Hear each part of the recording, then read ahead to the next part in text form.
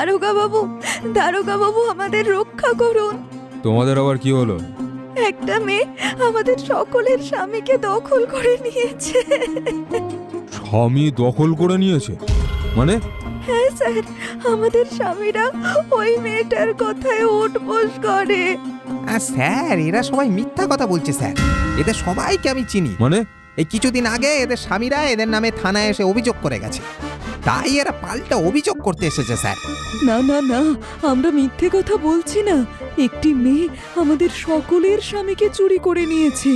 এটা কি করে সম্ভব? একটা মেয়ে কি করে সকলের স্বামী দখল করে? তাহলে শুনুন দারোগা বাবু,